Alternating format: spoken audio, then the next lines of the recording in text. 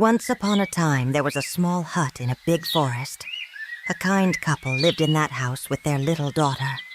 The girl's mother was a very skilled seamstress. One day, she sewed a cape and a beautiful red shawl for her daughter, and she wore them every day. For this reason, from that day on, all the people called her Little Riding Hood. One day, her mother called her and said, "My dear girl, I want to ask you to take this homemade bread with these butters and fruitcake to your grandmother." Little Riding Hood said, "I would be very happy, Mother, but I haven't seen Grandma for a long time. I'm afraid I forgot where his house is and what it looks like." The mother replied, "My dear girl, I am sure that if you walk, you will remember." The Little Riding Hood walked towards the forest. She was holding a wicker basket in which she had placed Grandmother's food and had a red cloth on it. She sang softly as she skips along the forest path and watched the world go by. A wild wolf heard the sweet song of Little Riding Hood. The wolf was an evil and greedy creature, and he wanted to eat the Little Riding Hood for breakfast. But he did not dare to do this, because a woodcutter was working with his dog nearby. But the wolf could not stop himself at all, because his nature did not allow him to do so. So the wolf, in order not to get into trouble, instead of attacking Little Riding Hood, slowly and solemnly went towards her and said, "Hello, Little Red Riding Hood. Where are you going in this beautiful and pleasant morning?" Little Riding Hood answered, "I am going to visit my grandmother to buy her bread, butter, and fruitcake." The wolf asked, "Where does your grandmother live, sweet girl?"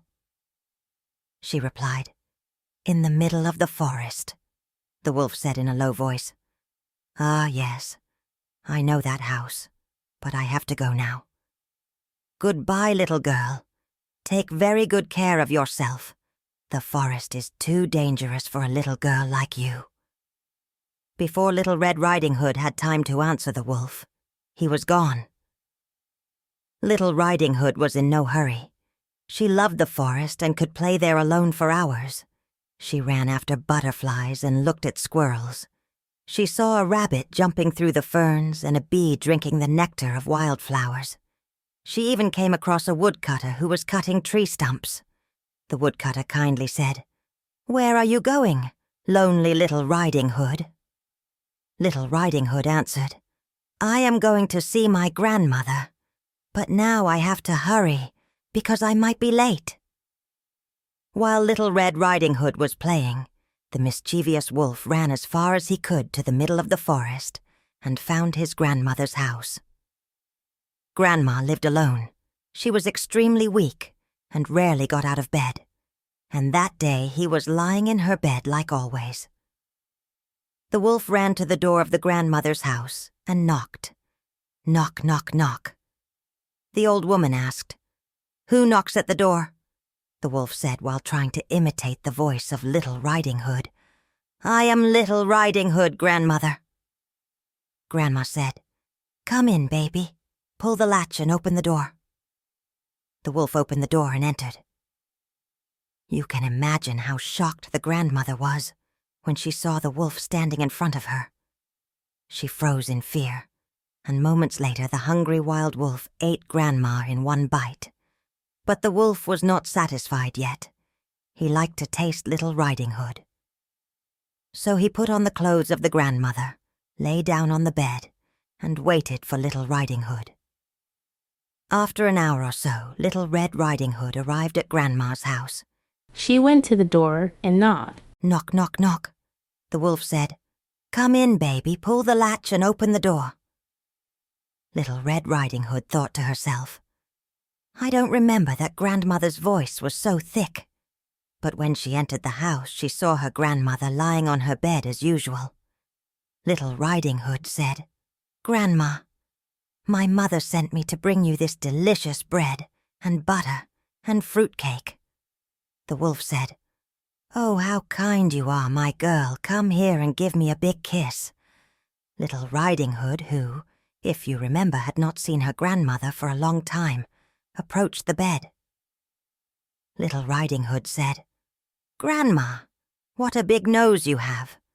Because this way I can better understand your good smell, my dear. And Grandma, what big ears you have, so that I can hear your voice better, my dear. And what big eyes you have, Grandmother. This way I can see your beautiful face better, my dear." The wolf was already quite hungry. Little Riding Hood said, "Oh, Big Mom, what sharp and big teeth you have." The wolf whispered, "Because this way I can eat you more easily." The wolf couldn't wait any longer and attacked the Little Riding Hood from the bed. Just at that moment, the door opened with a loud noise. The woodcutter's dog jumped in and attacked the wolf.